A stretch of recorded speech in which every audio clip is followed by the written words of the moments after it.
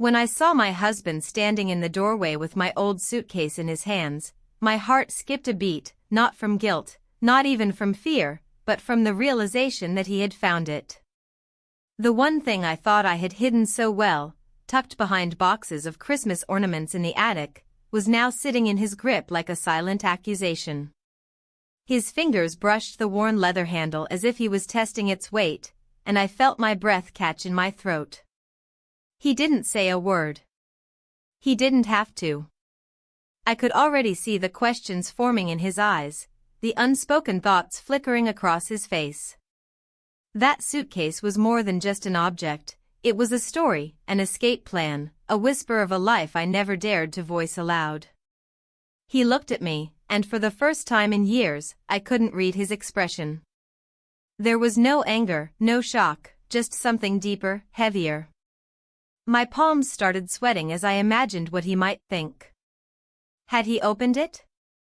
Had he seen the folded clothes, the envelope with my handwriting, the things that didn't belong to this house? The silence between us stretched, thick and almost unbearable. I tried to speak, but the words stuck somewhere between my chest and my throat. "Is this yours?" he finally asked, his voice calm, too calm, as if we were discussing some forgotten bag from years ago. I nodded, a small, almost invisible movement, but even that felt like a confession. He didn't press for explanations. He didn't need to. The suitcase was enough. And as I stood there, my entire body trembling from the weight of the moment, I realized this was the point of no return. But before you judge me, before you decide what kind of woman you think I am, I need to take you back. To the quiet mornings and restless nights. To the music that drifted through the walls and stirred something inside me that I thought had died long ago. To the moment it all began. Let me tell you how everything happened. The day it started felt like every other day, and that was precisely the problem. Mornings in our house had become a kind of ritual, not in the comforting way people talk about rituals, but in the numbing, suffocating way of routine. Coffee brewed at 7 sharp, toast popped at 7:10, and my husband folded his newspaper by 7:30, asking about nothing more personal than whether I'd remembered to pay the electricity bill. I used to love the quiet, we both did, but somewhere along the years that quiet had changed. It was no longer peaceful, it was heavy, like a blanket pulled too tightly over your face. Our marriage wasn't broken. That would have been easier, in a way. It wasn't dramatic or cruel. It was just still. So still that I could almost hear the dust settling on us. That morning, I stood by the kitchen window with my coffee, watching the backyard. The grass had grown a little too long, and there were weeds in the corner by the fence. I noticed these small things more lately. Maybe because the bigger things felt too complicated to look at directly. Then I heard it, faint at first, so soft I thought I imagined it. A single note from a piano, then another, then a hesitant run of chords. It wasn't a song, not yet, just a testing of keys, like someone warming up. The sound came from the house next door, the one that had been rented out to a man I'd barely seen since he moved in. I remembered boxes stacked on his porch, a glimpse of him carrying a keyboard stand inside, nothing more. The notes were imperfect, unpolished, but they sliced through the silence of the morning like sunlight breaking through blinds. I stood there, coffee cooling in my hands, and listened. I don't know why it hit me the way it did. Maybe because it was unexpected. Maybe because it was alive. There was something about the way the music started and stopped, uncertain but insistent, that made my chest ache in a way I couldn't explain. I thought of my husband in the other room, flipping pages of the newspaper without looking up. I wondered if he could hear it too, if it registered to him at all. He didn't say a word about it. By late afternoon, the music had become a strange kind of companion. It drifted through the open window while I folded laundry, while I rinsed dishes, while I stood staring into space longer than I should have. Each time I told myself I wouldn't stop to listen. Each time I did. That evening, as we sat down for dinner, my husband talked about something from the news, his voice steady, the same voice he used to read grocery lists or weather updates. I nodded at the right places, answered when expected, but my mind wasn't at the table. It was at the house next door, where someone was pressing keys that seemed to press something in me in return. Later, after the plates were washed and the television hummed in the background, I found myself at the back door, looking out toward that house. There was a light on in an upstairs window. The music had stopped, but I stood there anyway, as if I was waiting for it to start again. It's strange, thinking back. There wasn't a single dramatic moment, no lightning strike of temptation or sudden decision. It began quietly, almost invisibly, like a seed dropped into the soil when you're not looking. But seeds grow. That night, I lay in bed next to my husband. His breathing was slow, even. My eyes stayed open in the dark, listening for something I couldn't name. And that's how it started, not with a decision, but with a note. The rain had been light that morning, the kind that streaked windows and made the garden smell sharp and green. I spent the early hours moving slowly through the house, wiping the counters even though they didn't need it, folding towels that had been folded yesterday. There are days when you can feel your own restlessness pressing against the walls. This was one of those days. By noon, the clouds had broken, leaving behind a thin, lingering mist that seemed to cling to everything. I decided to take the trash out, though it wasn't full, just to step outside for a moment. The courtyard between our house and the neighbors always looked a little forgotten, cracked stones, weeds pushing through, a lopsided bench that had probably been there for decades. It wasn't a place you lingered in. But that day, I stopped there longer than I should have.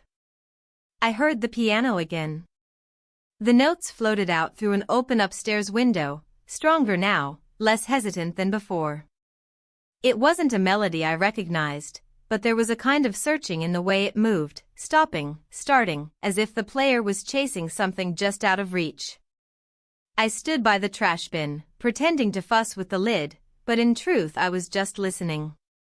There was something raw about it, something that made me feel like I was eavesdropping on something private. The gate creaked, and I turned, startled. He was there, the neighbor, holding a leather case that looked heavy. He wasn't quite what I had imagined, older, but not old, with an easy posture, like someone who didn't rush unless he had to. His shirt was damp at the shoulders from the mist. "Morning," he said. I answered the same, and for a moment it felt like we were just two people sharing an awkward greeting over bins and broken paving stones. But it didn't feel like that, not really. He set the case on the bench and unzipped it, pulling out sheet music, shaking it lightly as if to dry the edges. I didn't move. I couldn't have said why. Then the rain began again, not a drizzle this time but sudden, impatient drops that tapped against the stones. He glanced up, then over at me, and motioned toward the narrow overhang by the side of his house. "Come on, before it gets worse." I hesitated for half a breath too long, then followed him. The space under the overhang was barely wide enough for one, and now there were two of us. I could smell the faint trace of soap on his clothes, the dampness of rain on fabric.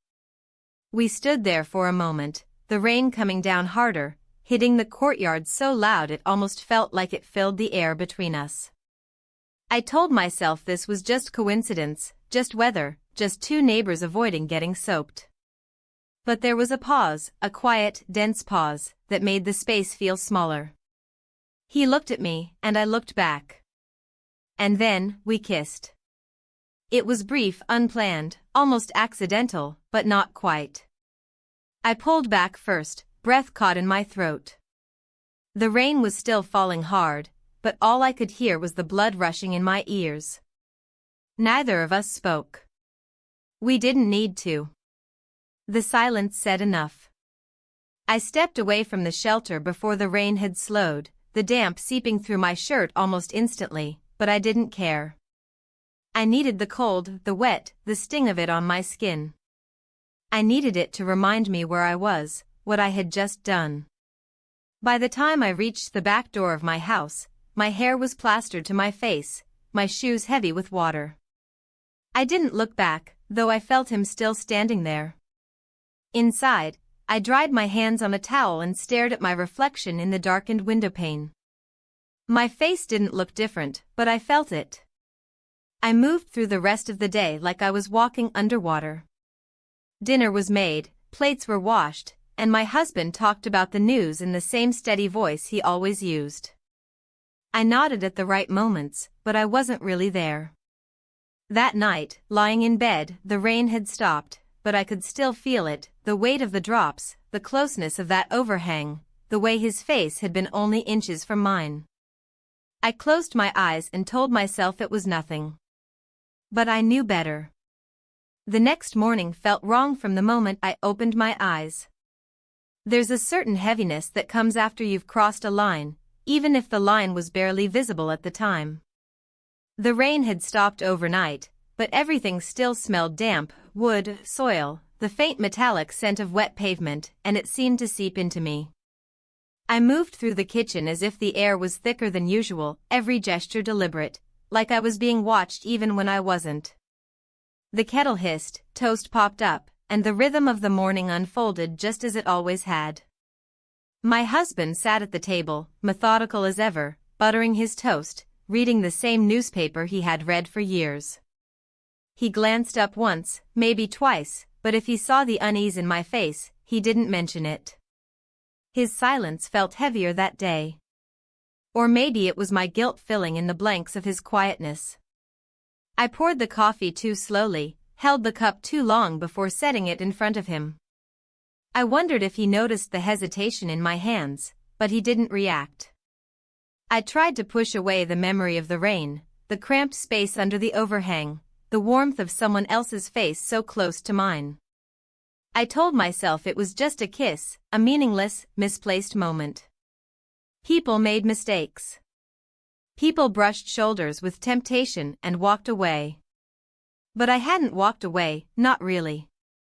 After breakfast, I found myself restless, wandering the house as if there might be something different in each room, something to distract me. But it was all the same books on the shelf, the same photos framed on the wall, the same faint hum of the fridge. Only I had changed, and that made the sameness unbearable. When I passed by the window overlooking the neighbor's house, I caught myself slowing down, almost unconsciously. There was no one outside, no sound of music, just the sight of his closed blinds. It should have been a relief. Instead, it left me unsettled. Later that day, when I went to check the mailbox, I found something leaning against the door. A thin bundle wrapped in brown paper, tied with a piece of string. My first instinct was that it was for my husband, something he had ordered. But when I picked it up, I saw my name written in a hurried, looping hand. I untied the string carefully, as if the paper might tear too easily, and found sheet music inside. Old pages, worn at the edges, with faint pencil marks along the margins. There was no note, no explanation. Just a single line written at the bottom of the first page, "For you." I stood there holding it, my thumb brushing over the faded notes, and felt my breath catch. It wasn't an admission. It wasn't even a clear message. But it was a gesture, and it wasn't innocent. I slipped the bundle under my arm and went back inside, the paper damp from my fingers. My husband was in the living room, watching something on television, his expression neutral. "What's that?" he asked without looking away from the screen. "Just mail," I said too quickly, and the words sounded wrong even to me. He nodded, distracted, and that was the end of it. But I didn't put the music on the kitchen counter with the bills and catalogs. I didn't leave it out where he might see it again. I carried it upstairs and tucked it into the drawer of my desk, sliding it beneath old receipts and notebooks. All afternoon, I tried to ignore it. I folded laundry, wiped the counters, called a friend I hadn't spoken to in months just to talk about nothing.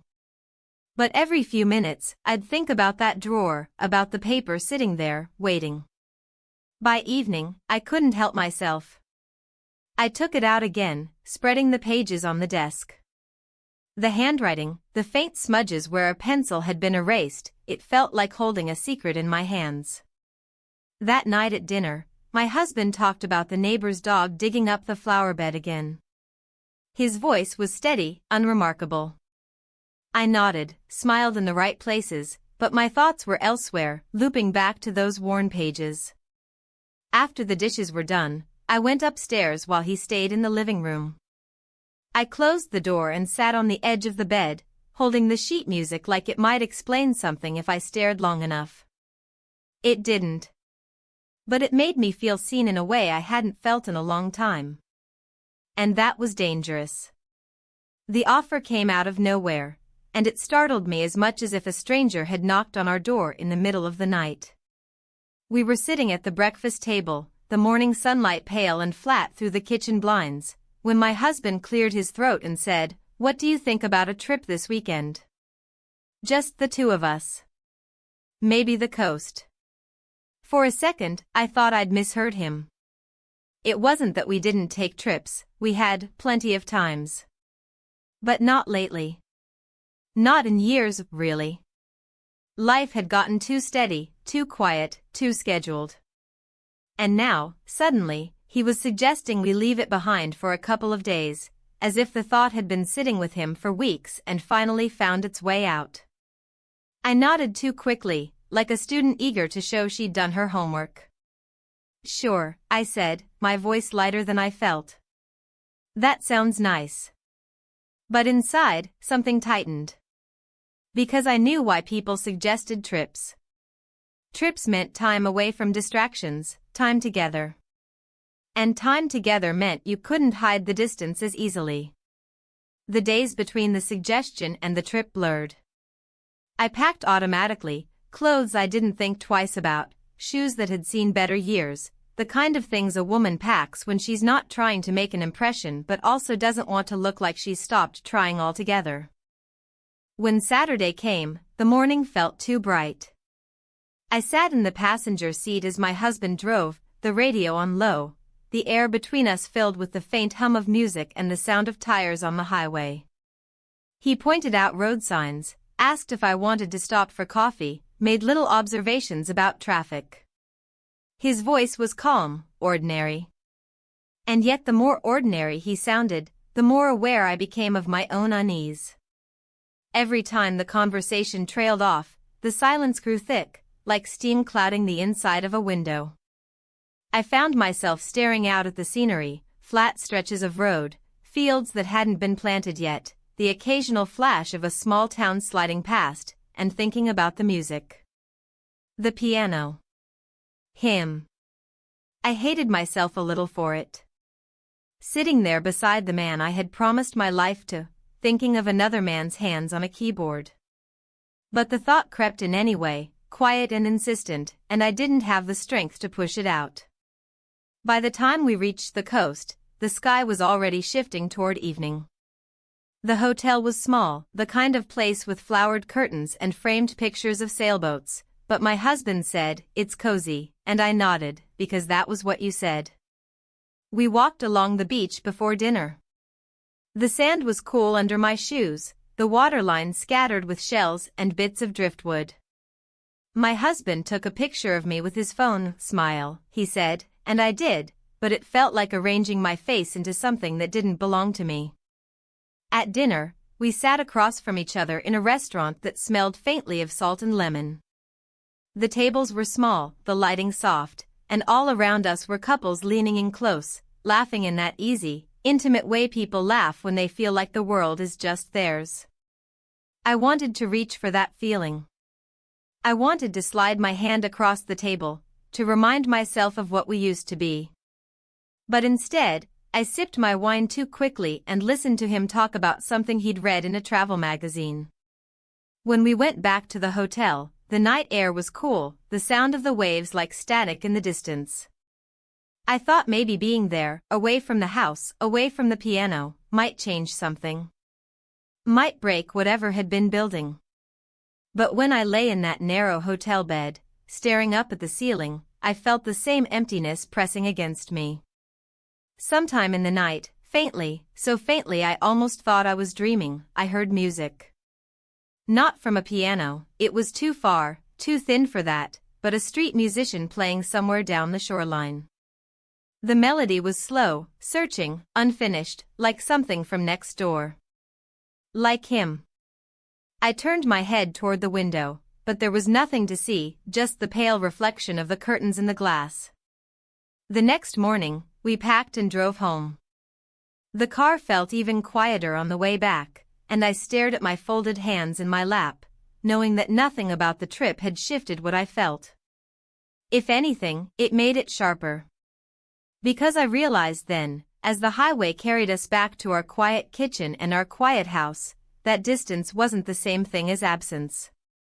You could drive miles away, sleep in a different bed, walk along another shore, and still bring everything with you. Coming back from the coast should have felt like a return to normal, but it didn't. If anything, the house felt stranger than the hotel had, like stepping back into a photograph of our life rather than the life itself. Everything was where it should be, the coffee maker, the stack of unopened mail, the jacket my husband always left hanging on the same chair, but something inside me felt off balance, like the trip had shaken the frame of things and now nothing was hanging straight. The next morning, I woke up before him. I stood in the kitchen barefoot, listening to the refrigerator hum, and found myself staring out the back window at the neighbor's house. It was quiet, blinds drawn, no sign of movement. I wondered if he'd even been there the weekend we were away, if he'd sat at his piano, played the notes I kept hearing in my head. I told myself to stop thinking about it, to put everything back in its place, but it was like trying to push water uphill. Later that day, I picked up the bundle of sheet music from my desk drawer. I had told myself I was going to return it, to hand it back with a polite thank you and nothing more, as if that would erase the quiet current pulling between us. Maybe I thought if I made the gesture neat, clean, it would make the feelings neat too. I carried the pages across the courtyard, the paper warm from my hands, and knocked lightly on his door. It took a moment before he opened it. He looked surprised but not startled, like he had been expecting me eventually. The smell of coffee drifted out from behind him, mixed with the faint scent of wood and something else, something that felt like rain, though it hadn't rained that day. I came to return these, I said, holding out the music like a shield. He took the pages carefully, his fingers brushing mine for only a second, but that second felt longer than it should have. "Did you play them?" he asked. I shook my head, though the truth was I had traced the notes with my eyes so many times I almost knew them by heart. "No," I said softly, and it sounded like more than just an answer about music. He stepped back, motioning for me to come in. I hesitated, only for a breath, only long enough to feel the weight of the decision, then stepped inside. His house smelled different from ours. Lived in, but not cluttered. There was a piano against the far wall, sheet music stacked neatly on top, a coffee cup sitting nearby with steam still rising from it. He set the pages I'd brought back onto the pile. "Thank you," he said, but his voice held a question that the words didn't. I glanced around the room, at the sunlight falling across the keys, at the window cracked open just enough to let in the cool air. He sat at the piano bench and tapped a key lightly, then another, not playing a melody, just letting the sounds hang in the space between us. I stood there, my hands clasped in front of me, my breath shallow.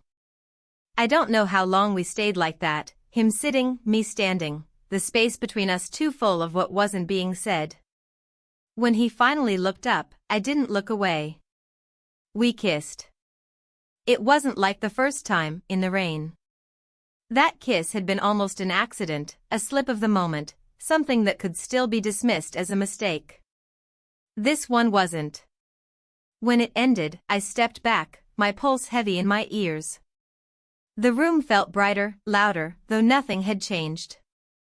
I thanked him again for the music, as if the word thank you could erase what had just happened. Then I turned and walked out, across the courtyard, back into my house. The air in my kitchen felt colder when I came in, though the sun was pouring through the window. My husband was in the living room, flipping through channels. He didn't look up when I passed by. I leaned against the counter for a long moment, staring at the sink, feeling the press of everything I couldn't say. That night, lying in bed, I could still feel the faint trace of his mouth on mine, and I knew there was no undoing what I had done. The first kiss could have been forgotten. The second could not. I thought I could just fold the moment up like an old sweater and tuck it into the back of my mind, but it didn't work that way. You can hide an object. You can't hide a shift. Once it's there, it sits under everything like a crack in the foundation. You can paint over the walls, rearrange the furniture, but you feel it with every step you take. The morning after that second kiss, the house felt heavier, or maybe I did. I stood at the sink, washing a single cup over and over, long after it was clean, listening to the sound of water hitting porcelain, anything to keep from thinking too hard. I glanced toward the living room. My husband sat in his chair, coffee in hand, the newspaper folded across his lap. He looked the same as always, his shirt tucked in neatly, his glasses perched low on his nose, but his silence felt different to me. It wasn't just quiet. It was watchful. I found myself noticing his eyes more, the way they lingered on me for a second longer when I moved around the room. He didn't ask anything, didn't demand explanations, but the weight of those unspoken questions hung in the air like humidity before a storm. I tried to keep my movements normal. I made the bed, wiped the counters, even took out the trash when it wasn't full, anything to look busy, to look the same. But every gesture felt like acting. That afternoon, I reached for a dress I hadn't worn in years. It wasn't deliberate at first, I just saw it hanging there in the back of the closet, still smelling faintly of the cedar chest where it had been stored. It wasn't fancy, but it fit differently than my usual clothes, softer at the waist, lighter on my shoulders. I told myself I only wore it because the day was warm, but as I smoothed it over my hips, I knew that wasn't the whole truth. When my husband came into the room and saw me, his gaze flicked over the dress. He didn't comment, but there was a pause of brief, but enough to feel. "Going somewhere?" he asked. "Just around the house," I said lightly, folding a towel that didn't need folding. He nodded, but I felt his eyes on me longer than usual before he left the room. By evening, the air outside had turned cooler. I stepped out onto the porch, meaning only to check the plants, but something else caught my eye. It was an old suitcase. Not mine, at least not one I remembered using recently. It sat near the steps, worn and scuffed, the kind of suitcase that looks like it has stories attached to it. I didn't see who had left it there. There was no note, no explanation. Just the case, sitting in plain sight like it had been waiting for me. I bent down, touched the handle. The leather was cracked and cool under my fingers. I didn't open it. I couldn't. I stood there longer than I should have, staring at it, my heart ticking faster. It wasn't just a suitcase, it was a reminder. A question I hadn't been brave enough to ask myself. When I finally carried it up onto the porch, I felt like I'd just confessed something without saying a word. Inside, I set it near the door. I told myself I'd deal with it later, but every time I passed it, my eyes flicked toward it. My husband came home from running errands as the sky darkened. He stepped through the door, glanced at the suitcase. His gaze lingered for only a second, and then he looked away, but the silence after that glance stayed sharp. We ate dinner in near quiet that night. The clink of cutlery on plates sounded louder than usual, like each sound was cutting the air in two. He didn't ask about the suitcase. I didn't offer an explanation. When I went upstairs later, I found myself pausing halfway, looking back toward it sitting there at the bottom of the stairs, like some quiet sentinel. I couldn't tell if it was supposed to represent leaving or staying, But it made me realize something. I was already halfway to a place I couldn't turn back from. I just didn't know which direction I was facing. The rain returned that evening, but it didn't fall like the soft drizzle from before. This time it came in sheets, heavy and relentless, drumming on the roof and streaking the windows until the world outside blurred into gray. I stood by the window for a long time, the suitcase still sitting by the door behind me, the sound of the rain filling the house in a way silence usually did. My husband had left earlier to run errands and hadn't come back yet. The clock on the wall ticked louder than it needed to. I couldn't sit still. Every room felt smaller than the one before, like the walls were closing in. By the time I stepped outside, the rain had already soaked through my sweater. I told myself I was just checking the porch, just breathing fresh air. But I walked farther, down the steps, across the courtyard. His house was only a short walk, but in the rain it felt longer. By the time I reached his door, I was dripping, my shoes heavy with water. I almost turned around. Almost. But I knocked instead. The door opened, and there he was, his expression caught somewhere between surprise and understanding. He didn't ask why I was there, not in words. He only stepped aside, holding the door open.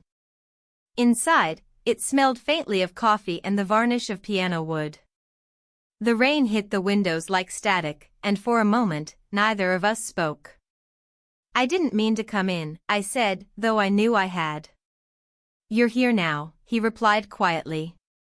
We stood in his living room, the two of us dripping rainwater onto the floor. He handed me a towel, and I took it, rubbing at my hands more than my hair, just to have something to do. The conversation stayed small, about the rain, the storm, the way the streets would probably flood if it didn't stop. But each word carried more weight than it should have. The pauses between them were longer, thicker. We sat down, not close, but not far. The rain kept hammering the windows, the sound wrapping around us like a wall. There's a kind of silence that isn't empty. It's charged, heavy, waiting for someone to decide what it means. That's the silence we sat in. I looked at him, and he looked back. We spent the night together. There aren't words that make that sentence softer or smaller. It was a choice, and I made it. By morning, the rain had stopped. The air smelled clean, sharp, like something had been washed away, but I knew it wasn't enough to wash me clean. I left quietly, the streets still wet, my shoes leaving prints on the pavement.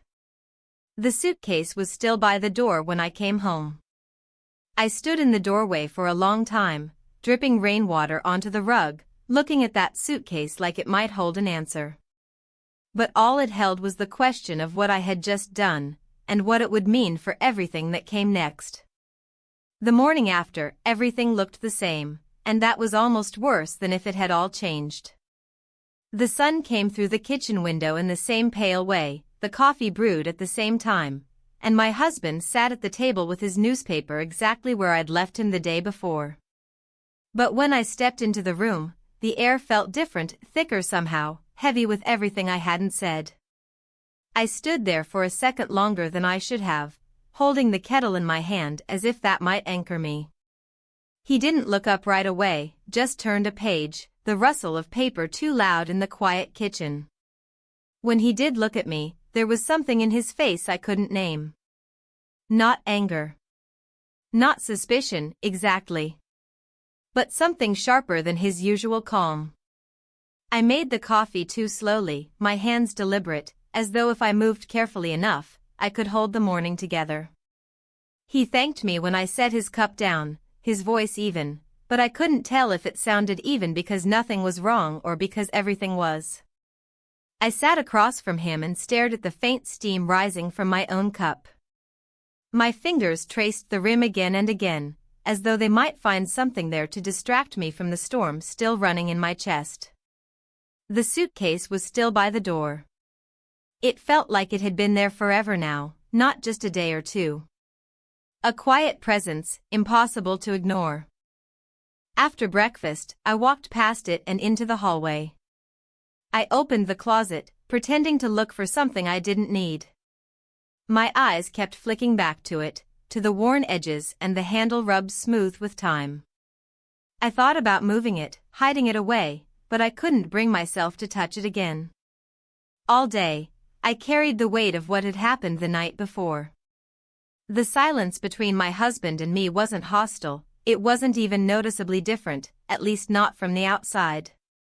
But I felt it in every pause, every glance that lingered just a second longer than it used to. In the afternoon, I stepped outside, if only to breathe air that didn't feel trapped between four walls. The rain from the night before had washed the sky clear, and the streets smelled sharp and clean. But clean air doesn't clean a conscience. I crossed the courtyard slowly, as if each step might change my mind about where I was going, but it didn't. I stood in front of his door, my hand halfway raised, then lowered again. I didn't knock. Not this time. I turned back and walked home. When I opened my front door, the first thing I saw was my husband's coat hanging where it always did. He was in the living room, sitting quietly, his hands folded. His eyes lifted to mine, and for a moment I thought he might speak. Ask. Confront. But he didn't. Instead, his gaze shifted to the suitcase by the door. He didn't comment. Didn't reach for it.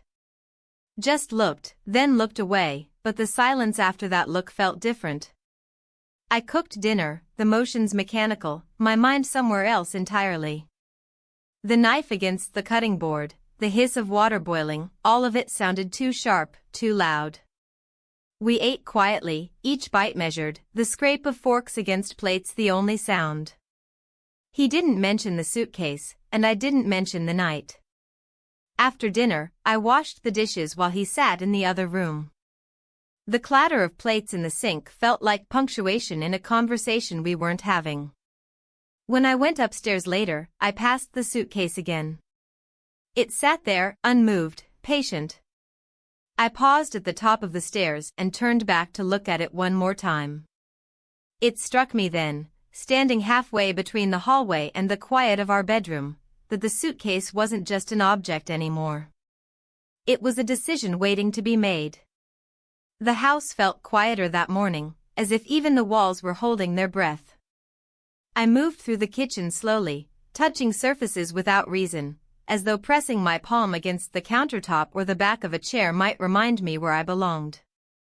The suitcase still sat by the door, and every time I passed it, my eyes slid toward it involuntarily, as if it might have moved an inch on its own overnight.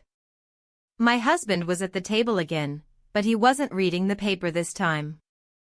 He sat with his hands resting on his knees, his gaze not on me but somewhere just past me, like he was looking through the room instead of at it. I poured his coffee, the familiar smell rising like always, but it didn't feel the same. When I set the cup in front of him, he nodded, not quite making eye contact, and I couldn't read his silence. It was neither soft nor harsh, it was the kind that leaves you suspended, unsure of which way the air might break. I stood there longer than I should have, the spoon still in my hand, waiting for him to speak, but he didn't. He turned his head slightly toward the door where the suitcase sat, then back to his cup. The music from next door started mid-morning. It was soft at first, like he was testing the keys, and then fuller, deeper. It drifted through the window, carried across the small strip of space between our houses, and filled the kitchen like steam. I wanted to close the window. I didn't. Instead, I found myself standing there, unmoving, listening to every note. At some point, I walked outside. I told myself I was going to check the mailbox, but my feet didn't stop there. They kept moving across the courtyard until I was standing in front of his door. He opened it before I could knock. Neither of us said hello. The conversation that followed was clipped, almost nothing, comments about the weather, a mention of the rain from 2 nights ago, things people say when they don't want to speak what they're actually thinking. But the silence underneath said everything. I left after only a few minutes. It wasn't a long visit, barely long enough to leave footprints on his doormat, but when I walked back into my own house, my husband was standing in the hallway. His eyes went to mine, then to the door, then back to me. He didn't ask. He didn't need to. That evening, he packed the suitcase. I didn't see him start. I only saw the moment when he carried it down the stairs, the leather handle tight in his hand, the case no longer a question but an answer. He set it by the door and placed his keys on the table. There was no shouting. No sharp words. No accusations. Just the quiet act of leaving. He picked up the suitcase and walked out. The door closed with a soft click that sounded louder than any slam could have. The house felt hollow after that. The silence wasn't the same silence I'd lived with for years, it was emptier, but somehow sharper. I stood in the middle of the living room, staring at the space where he had been, the keys still on the table, the faint smell of his aftershave lingering like a ghost. Outside, I could still hear the faint hum of music from next door. But now, it didn't feel like background noise. It felt like the only thing left in the room with me. The house didn't sound the same after he left. It wasn't just the absence of his footsteps, or the quiet where his voice used to be, it was the kind of silence that filled every corner, the kind that made even the smallest noise feel out of place. The hum of the refrigerator seemed too loud, the ticking clock almost unbearable. I walked through each room slowly, as if seeing them for the first time, though nothing had changed. The couch still had the same cushions, one slightly dented where he always sat. His reading glasses were still on the side table, forgotten or maybe left there deliberately. His coffee mug from that morning was still in the sink. But he wasn't here. I picked up the glasses and turned them over in my hand, then set them back down. I washed the mug, dried it carefully, placed it in the cabinet with the others. The motions were too deliberate, too careful, as if doing them with precision might keep me from thinking about what they meant. The suitcase was gone. For days, it had been a fixture in the hallway, a silent question waiting to be answered. Now the space where it had been looked wrong, too empty, like a picture missing its frame. I found myself sitting at the kitchen table, staring at the wall. I wasn't sure how long I stayed there. Time stretched strangely, as if the clock hands were moving, but not for me. From next door, faintly at first, came the sound of music. A single note, then another. Hesitant, like he was unsure whether to play at all. Then fuller, deeper, until it carried through the open window and settled into my house like it belonged there. I listened, not moving. The melody wasn't happy or sad, it was searching, as if the notes themselves were trying to figure out where they belonged. My phone buzzed on the table, sudden and sharp against the quiet. I turned it over. His name lit the screen. I didn't answer. The phone stopped buzzing, but the music continued, threading through the walls, winding around me. I stood and walked to the window, looking out at the courtyard. The ground was still damp from rain, the bench crooked in the same way it had always been. I thought about walking over. About knocking on his door again. But I didn't move. I stayed there, one hand resting on the window frame, the music pulling at me and the silence holding me still. I didn't know what came next. Whether there was a way back. Whether there was even a way forward. The only thing I knew was that everything had shifted, and nothing would ever sit quite right again. I stood there until the music stopped.